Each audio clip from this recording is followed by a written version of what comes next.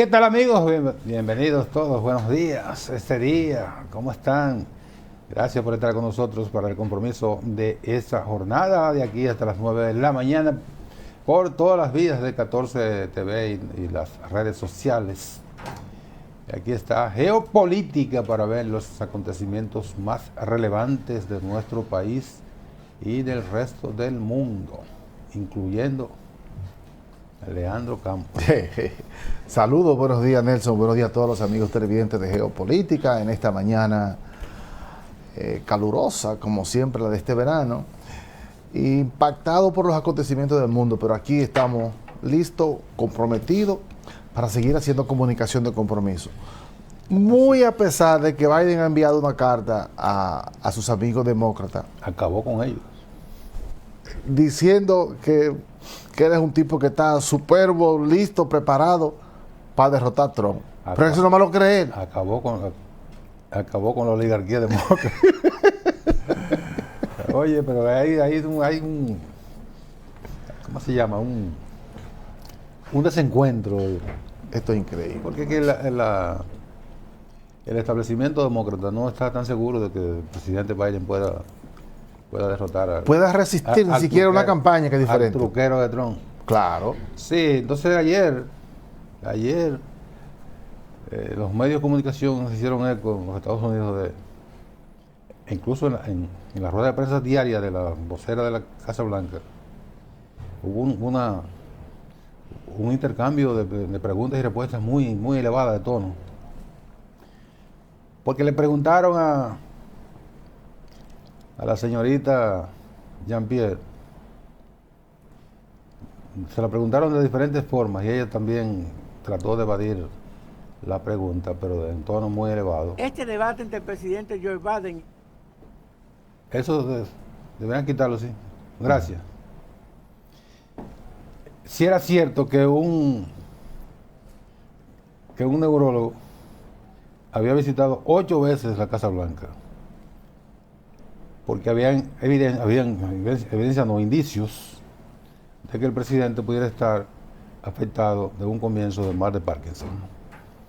Entonces llama la atención que un especialista que trata esa afección estuviera en la Casa Blanca durante 8 oportunidades.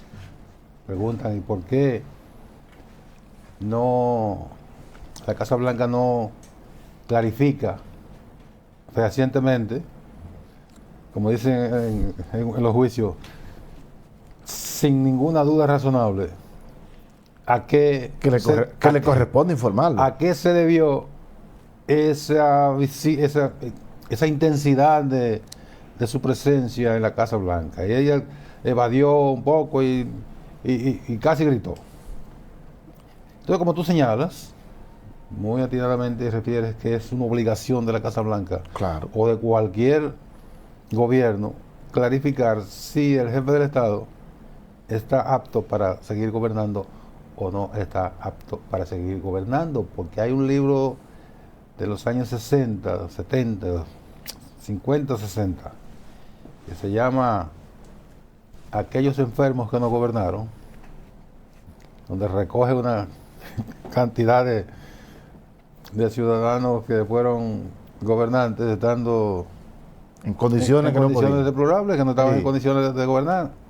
Entonces los gobiernos tienen que ser transparentes. ¿Cuál es la mejor forma de desmentir los rumores?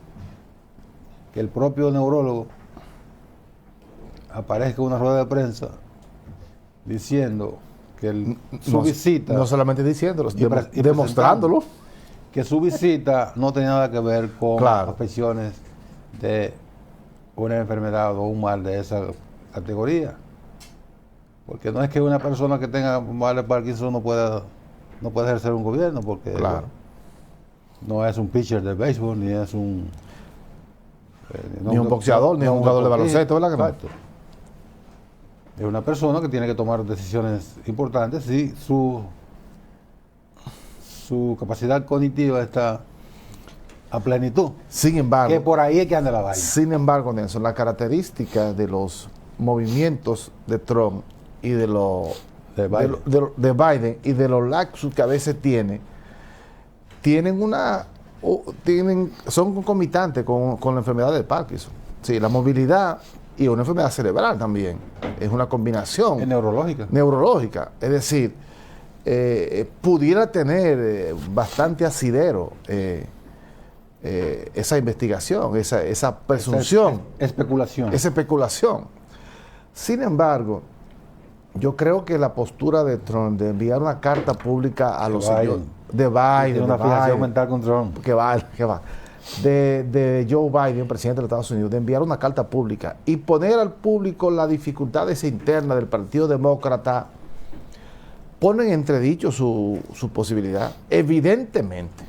Que ya esas dificultades estaban siendo aireadas poco después del discurso. Y si ustedes le dieron seguimiento, fue un asunto que no tengan que necesariamente que leer el New York Times, sino que muchos periódicos reproducen Claro, totalmente. informaciones. Entonces, el equipo editorial del New York Times, que no tiene nada que ver con los reporteros ni con los editores de sesiones, etc. Es alta política. Sino el equipo editorial, Sí. el que toma la decisión en cada proceso electoral de decir que ese periódico endosa Sí. a tal candidato. Eso se usa en los Estados Unidos. Siempre lo han hecho. Uno endosa republicano. Claro, el muy Miami poco- Herald, por muy ejemplo. poco, realmente. A propósito, muy poco lo endosa. Sí. Miami Herald, que es un periódico donde los cubanos americanos tienen una gran incidencia. Sí. Incluso un cubano americano fue de los fundadores, el apellido Suárez, ya murió. Night Raiders fue el fundador americano, pero junto con Suárez. Y entonces ese periódico es un periódico derechista. Sí. Conservador. Derechista, hombre. Ah, bueno. Con tu eufemismo. Ah, está bien. Entonces el equipo editorial que se reúne, que es la que traza la línea, la alta política, la alta política informativa y política, Claro que sí. le escribió un editorial al presidente Biden recomendándole que se retirara. Sí. Y que eso lo hizo después de recoger una serie de opiniones del establecimiento demócrata, donde manifestaban la preocupación sobre lo que vio todo el mundo. Y lo vimos nosotros, somos unos pobres diablos. Oh, pero ven acá, eso hace tiempo. No lo van a estar a ver ellos. Y lo vieron y comenzaron a airear la preocupación del Partido Demócrata respecto de las condiciones del presidente para afrontar una campaña electoral frente a un truquero mentiroso, manipulador como es Donald Trump. No solamente eso, que encuentra argumentos, John Biden, Donald Trump. Sí. Encuentra argumentos porque Donald Trump viene de tener unos vínculos muy, muy cercanos con Ucrania, altamente reconocido por todo el mundo, y su hijo acaba de ser. Que no lo condenaron por eso. Bueno, pero eso está pendiente también. sí, pero ya tiene una condena, es la que emitió muchísimas cosas, sí. Y de esos negocios se han hablado muchísimas veces, Sí. desde la campaña pasada cuando se enfrentó a Donald Trump. Es decir,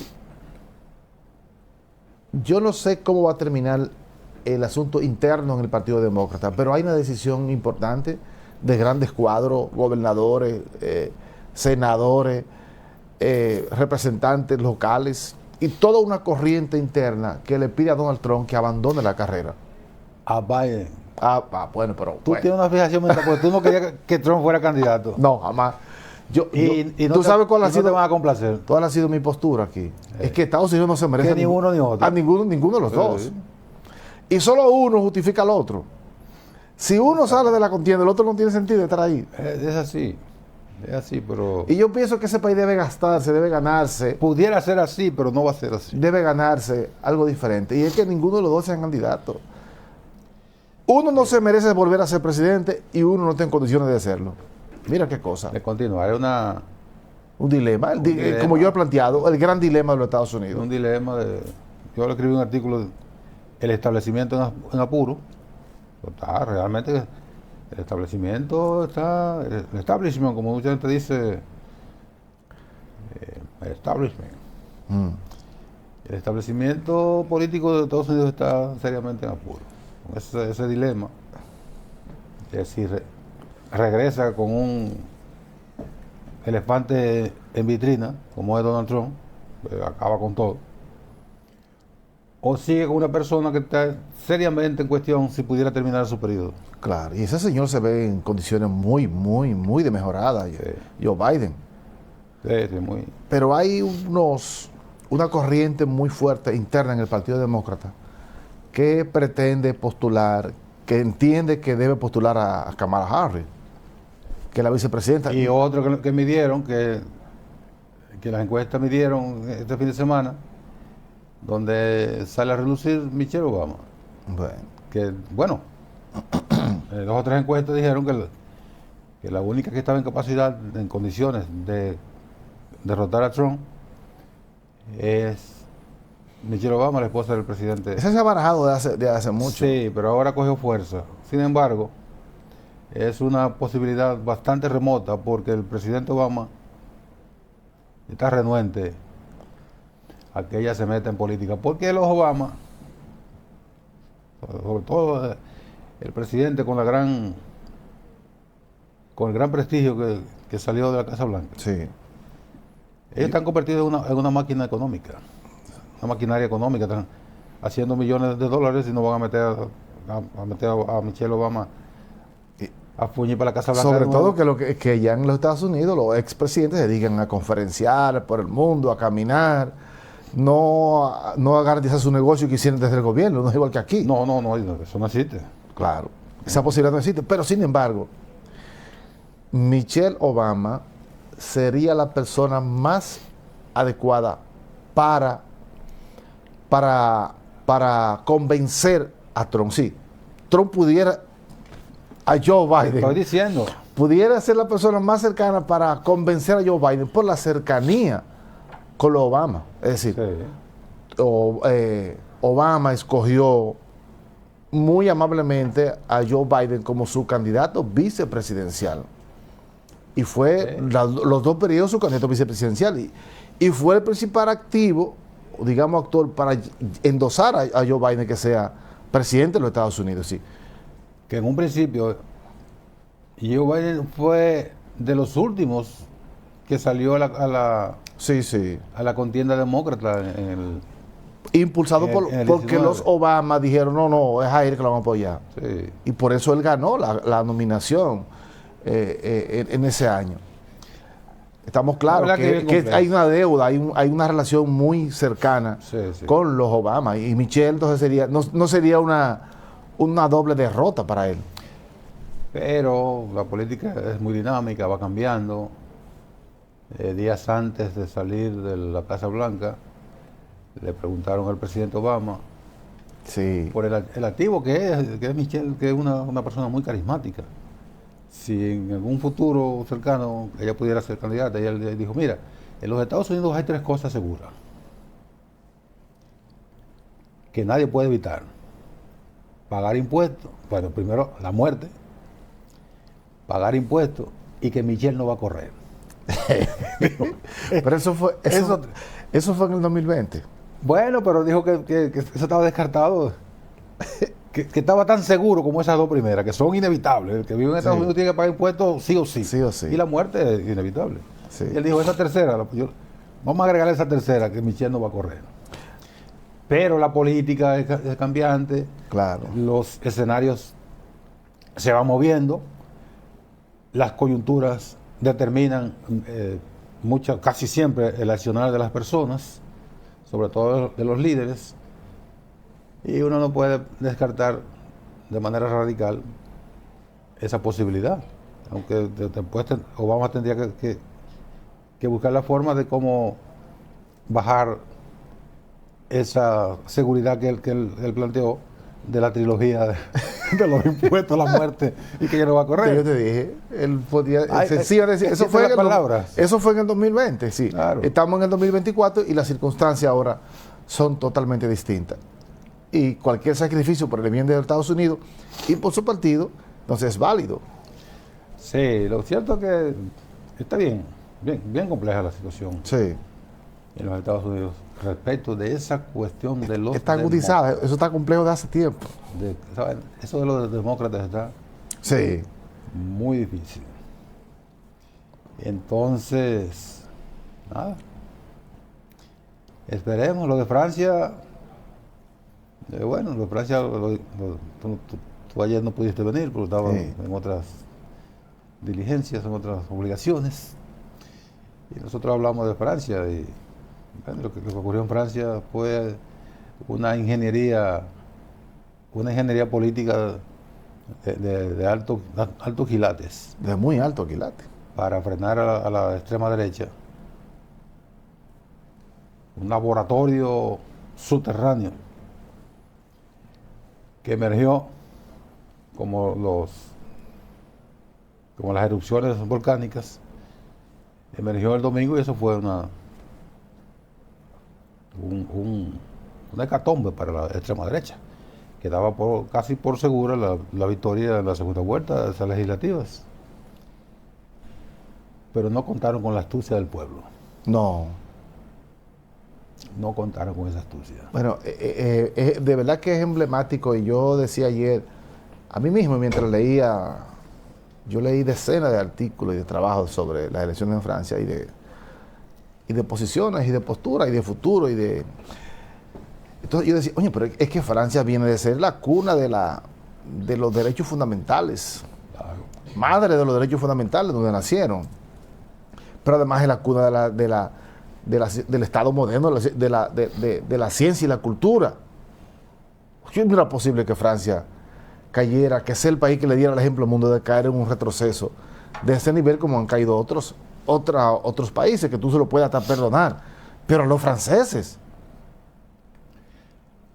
Bueno, los franceses vienen de la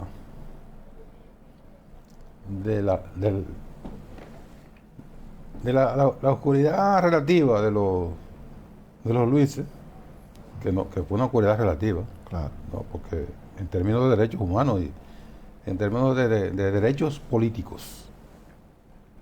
Pero la dinastía de los Luises, hasta Luis XVI, que fue el último que ahorcaron, le cortaron la cabeza, la revolución. Francia viene con una tradición de respeto a los derechos, droit de l'homme, o sea, Claro. los derechos No, humanos. el Estado de Derechos Derecho del ahí, hombre y la primero. separación de poderes del Estado moderno nació también ahí. La separación de poderes del espíritu del espíritu de la ley de Claro. Montesquieu. De ahí que nace la separación del ejecutivo, legislativo y judicial y toda la nomenclatura del Estado institucional. Claro. Y Francia ha tenido, excepto ese periodo bastante largo de la dinastía de los Luises, ha tenido después los Bonaparte. Después de la Revolución Francesa, Francia ha tenido pequeños periodos de gobiernos negadores de derechos. Pero la tradición de 200 años de Francia ha sido de gobiernos enteramente apegados al respeto Claro. de las libertades públicas y los derechos de las personas. Claro. No estamos hablando de 200 años, cuando la mayoría de los países todavía en este siglo están sufriendo de eso. Claro, imagínate, todavía hay países que están sometidos. Sí. Entonces la configuración ideológica de Le Pen es hacia la negación de derechos. Totalmente. Y los franceses le dan un poquito de soga, le dieron soga al viejo Jean-Marie Le Pen, que corriera hasta la segunda vuelta. La segunda vuelta lo barrieron. Todo el mundo contra él. Y ya la hija lleva 2. Ya lleva 2 también. Mira, sin embargo, yo creo que más allá del proceso electoral, que reconfiguró el ajedrez político en Francia. Estamos hablando eran las elecciones, digamos, legislativas, que fueron adelantadas con apenas un mes. Sí. No digo una campaña de No, un año. No. Hace un mes que dijeron, no, vamos a adelantar las elecciones legislativas, de donde va a salir el primer ministro de Francia. Y ya pasaron. Estamos hablando del... Sí, un mes. Sin embargo, hubo acontecimientos importantes en Francia que marcaron las tendencias fundamentales. Sí, los grandes grupos culturales, artísticos, deportivos de Francia enfilaron todo, se prendió el bombillo frente a la derecha. Sí. Hicieron pronunciamientos públicos. Hubo uno famosísimo que fue el futbolista Kylian Mbappé, junto con un conjunto de figuras de la cultura y el deporte francés. Sí. Pero no solamente fue una derrota para la extrema derecha personalizada en el partido de Marine Le Pen, sino también para el presidente francés Emmanuel Macron. Él no quería, vamos a la pausa así, él no quería, si por él hubiese sido, si por su gusto él no hubiera apoyado la coalición de izquierda, porque tampoco él no es que tenga fin con, pero frente a lo otro, digo, bueno, pero espérate, yo no estoy de acuerdo y eso le plantea un dilema ahora. ¿A quién va a poner así es el primer ministro? O sea, va a llamar a ajá. Después de la pausa vamos a ver eso, porque eso es interesante ahora. Porque Melechón no quiere ser primer ministro, pero Melechón no quiere ser presidente. Y está a las puertas de ser presidente. Claro. Pero puede ser uno de la coalición, de la corriente. Es que debe ser uno de la coalición. Fue el mayor votado. Claro. Y eso se respetan en las democracias liberales de Europa. Las democracias parlamentarias. Sí. Vamos a la pausa y regresamos.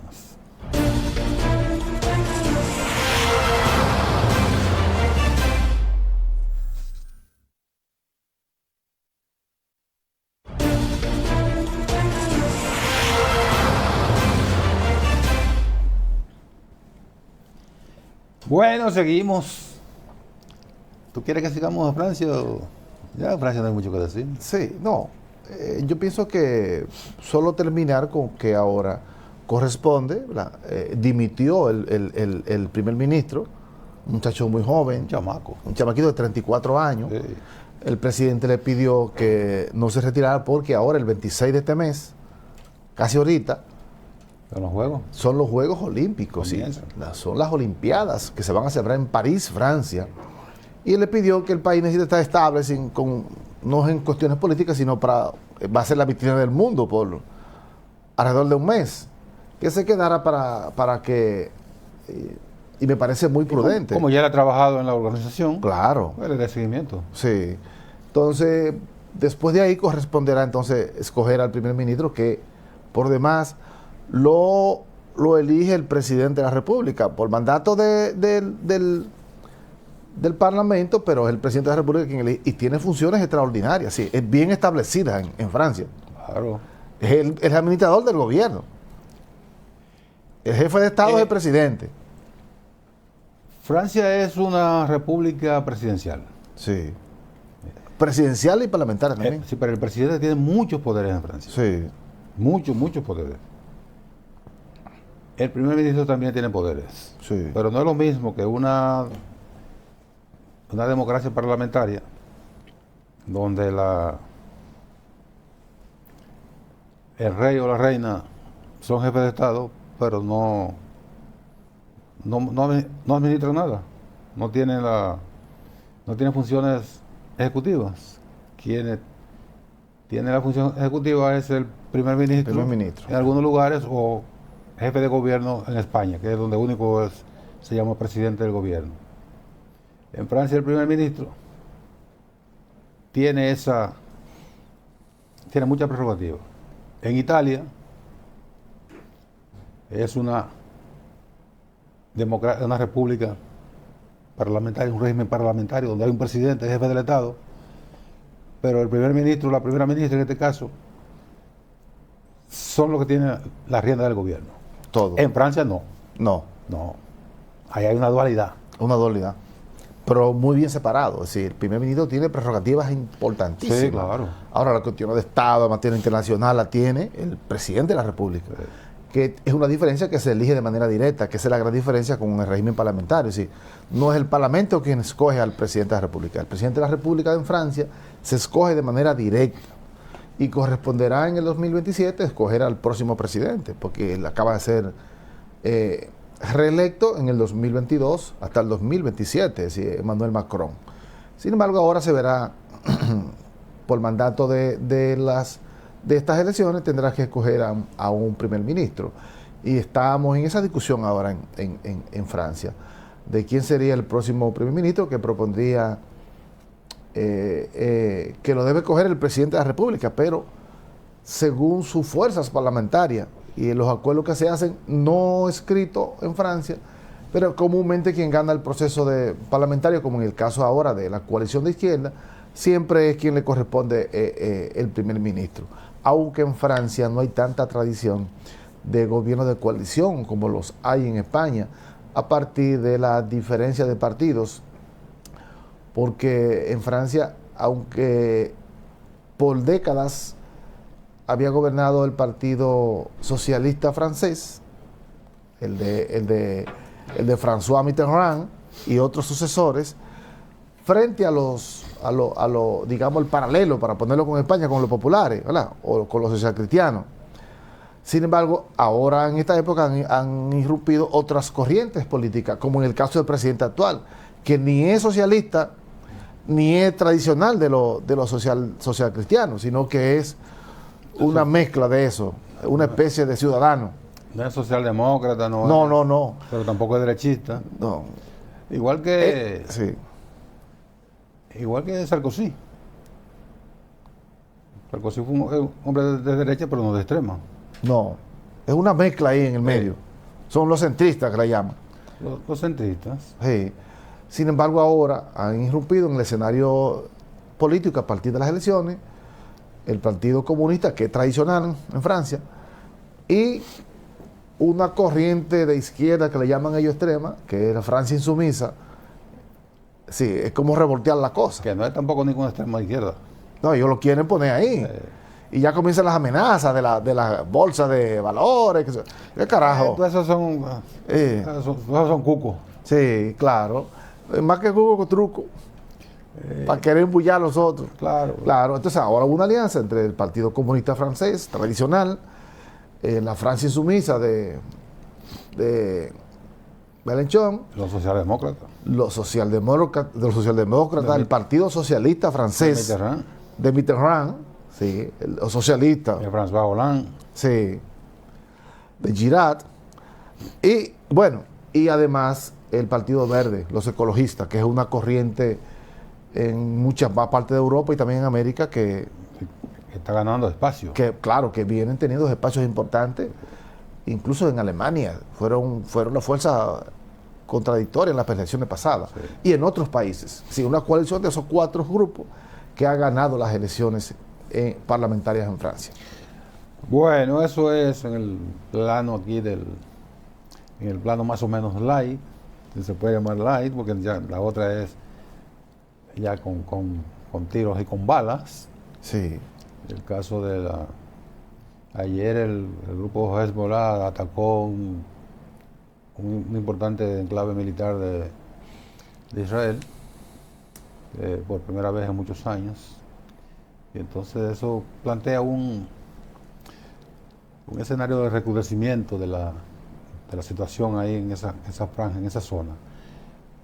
Por el otro lado, el primer ministro Benjamín Netanyahu presentó al grupo Hamas una contrapropuesta que dicen que es inaceptable porque lo que plantea no está ni cerca de una contrapropuesta. Usted plantea una propuesta, dame 10, yo te digo, no, te voy a dar 8. Pero si tú planteas, dame 10 y tú le ofreces 2, no, eso es para no negociar. Sí, ojalá que lleguen al punto por lo menos a 6. Bueno, juntarse en el camino cuando tú ofreces 2 es medio complejo. Porque ahí no hay ninguna posibilidad de la racionalidad. Y ayer un grupo de Canadá, Francia y Estados Unidos analizaron con el Ministerio de Salud de Gaza, de la autoridad palestina, y determinaron que el número de muertos que ha producido la invasión israelí es 5 veces mayor los números que se dicen. Puede ser 5 veces. Estamos hablando de más de 150,000 personas que han sido asesinadas durante esas operaciones. Mira, y yo quiero tomarlo ahí, Nelson, para poner en contexto lo que tú dijiste primero, lo de Hezbollah. Benjamín Netanyahu, primer ministro israelí, dijo que iba a borrar a Gaza, ¿verdad que sí? Y lo borró. Y después que estaba terminando ahí en Gaza, dijo que ahora se iba a mover a donde está Hezbollah, así, a la otra parte a la otra parte del estado, sí, donde no es Hamas. Es decir, y sus amenazas hay que tomar en serio. Sí. Lo que quiero significar que Hezbollah lo que está es protegiéndose de lo que ya vio que le pasó a la franja. Es decir, es un asunto bastante complejo y yo creo que esa responsabilidad va más allá de lo que sucede en ese territorio. ¿Sí? El mundo no puede ver ante sus ojos que suceda ahí en el Líbano lo que pasó en la franja de Gaza. Pero si la lógica de Netanyahu y su gobierno es una lógica sencilla. Si lo permitieron en Gaza, ¿por qué no lo puede permitir allí? Claro, yo estoy haciendo una advertencia que el mundo no puede ver ante sus ojos muy tranquilos lo que está pasando ahí, porque es un asunto que traspasa más allá de eso. A mí no me sorprende. Con el auspicio de los Estados Unidos. No me sorprendería para nada que hubiese una pasividad y una entrega, un criterio de algo inevitable, del hecho cumplido. No me sorprendería que ocurriera también en el caso eventual en esa zona del Líbano. Para nada. Además ya en una oportunidad hay una matanza grandísima llevada a cabo por un señor que era el jefe que era el ministro de Defensa, Ariel Sharon, que después llegó a ser primer ministro. Sí. Y que después el diablo lo mantuvo 5 años en un estado de coma. En un estado de coma, porque eso fue el diablo que lo mantuvo, basado en una factura. 5 años en estado de coma. Una matanza grandísima ahí. ¿Y qué pasó? Sí. Mira quién tuvo que venir a pasarle la factura años después. El diablo con un derrame cerebral que lo mató 5 años en coma. Mira, hijo de puta, esta es tu factura. Y el mundo se quedó igual. Es una pena, pero no va a revivir los muertos de Sharon. No. Al igual que lo que le pase o no le pase a Netanyahu, no va a revivir los muertos de Gaza. Y yo creo que la tarea debe ser que una confluencia del mundo diga, no, pero ya está bueno. Sí. Ahí no puede morir 150,000 personas más como han muerto en Franja de Gaza, ahora en Cisjordania. Eso es una barbaridad. El mundo, yo te estoy diciendo, a mí no me sorprende nada. Bueno. No me sorprende nada. Yo estoy llamando una alerta, porque no puede ser posible. Viene entonces ponerle la balanza. Si atacamos a un aliado, debilitamos a un aliado, lo que vamos a hacer es a fortalecer a un adversario. Y de esa lógica lo dejan todo tranquilo. ¿Cómo va a ser? Vamos a la pausa.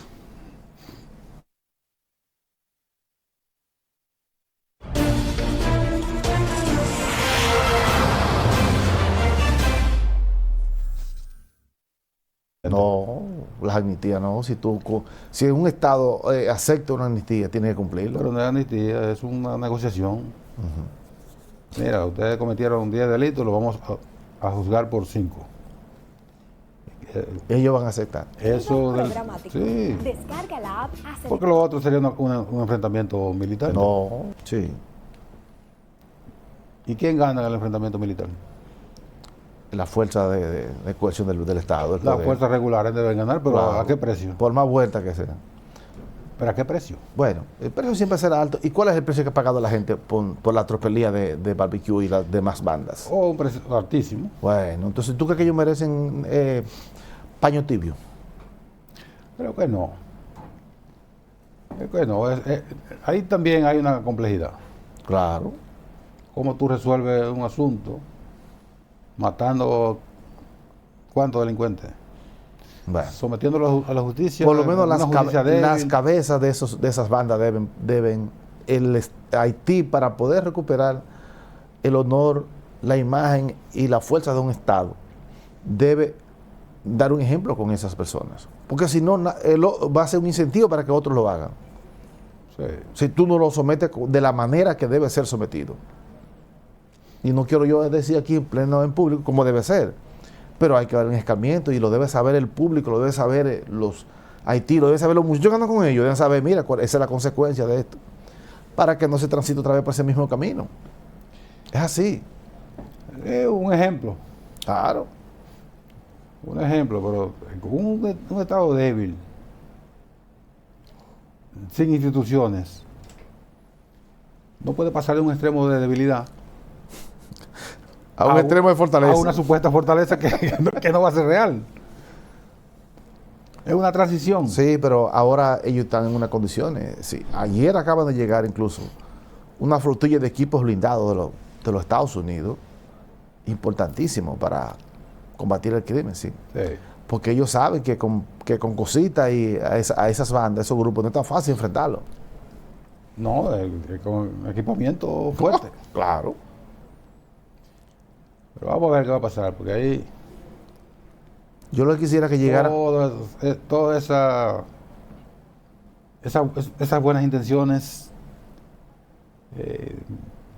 están en duda de cómo viabilizar todo ese esfuerzo que se quiere implementar allí para pacificar Haití, para darle seguridad a la gente y evitar este desplazamiento interno que va por 600.000 personas que se han movilizado huyendo de las bandas, y a donde llegan también hay bandas organizadas porque es todo el territorio. Sí. Es muy difícil. Bastante difícil. Yo lo que quisiera es que este proceso que hay en Haití, cuando termine, ojalá, ¿verdad?, que algo positivo quede.